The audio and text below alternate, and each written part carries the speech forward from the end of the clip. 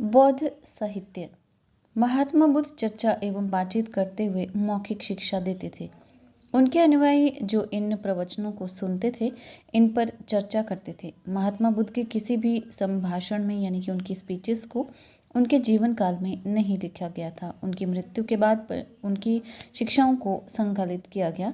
बौद्ध साहित्य के अधिकांश पुराने ग्रंथ पाली भाषा में हैं। बाद में संस्कृत में भी बौद्ध ग्रंथों की रचना की गई थी। त्रिपिटक।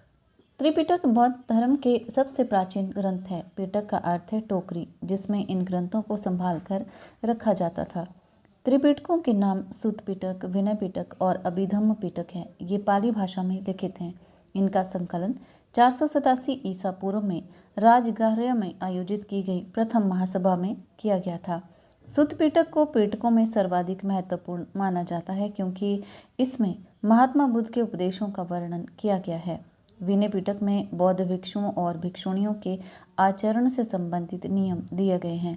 अभिधम्म पिटक में बौद्ध दर्शन के संबंध में जानकारी दी गई है। त्रिपिटकों के अध्ययन से हमें केवल बौद्ध धर्म के संबंध में ही नहीं, अपितु तत्कालीन राजनीतिक, सामाजिक और आर्थिक जीवन के संबंध में भी काफ़ी मूल्यवान जानकारी प्राप्त होती है। बात करें जातकों की, तो जातक कथाओं को बौद्ध साहित्य में महत्वपूर्ण स्थान प्राप्त है। इनकी कुल संख्या 549 है।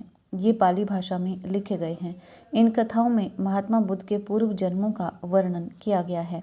ये जातक कथाएं ईसा पूर्व 3री सदी से 2री सदी तक की भारतीय समाज की धार्मिक, सामाजिक, राजनीतिक और आर्थिक दशा का सुंदर चित्रण प्रस्तुत करती हैं। जातक केवल कला एवं साहित्य की दृष्टि से ही नहीं, अपितु ईसा पूर्व की 3री सदी की सभ्यता के इतिहास की दृष्टि से भी अत्यंत मूल्यवान थे। बात करें मिलिंद पन्नों की, तो इस ग्रंथ में जो 100 ईसा पूर्व में लिखा गया था, में एक यूनानी शासक मिनंडर और बौद्ध भिक्षु नागसेन के मध्य हुई धार्मिक वार्तालाप का विवरण दिया गया है। इस ग्रंथ में हमें मिनंडर के संबंध में महत्वपूर्ण जानकारी प्राप्त होती है। कथा वस्तु।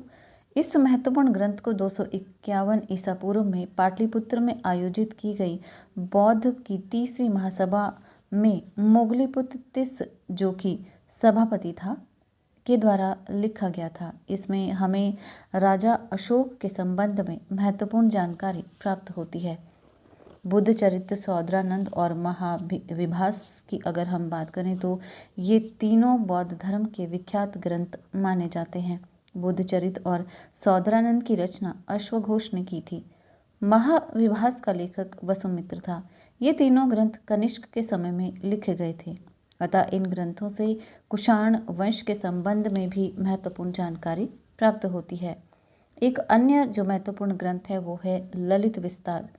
ये बौद्ध धर्म के महायान संप्रदाय से संबंधित एक विख्यात ग्रंथ है। इसकी रचना नेपाल में की गई थी। इसमें महात्मा बुद्ध के जीवन को अत्यंत रोचक शैली से प्रस्तुत किया गया है। दो अन्य जो ग्रंथ माने जाते हैं बहुत ही महत्वपूर्ण, वो है दीपवंश और महावंश। दीपवंश में द्वीप का इतिहास यानी कि सिंहल द्वीप का इतिहास एवं महावंश से दीपवंश की अपेक्षा कहीं अधिक प्रामाणिक है।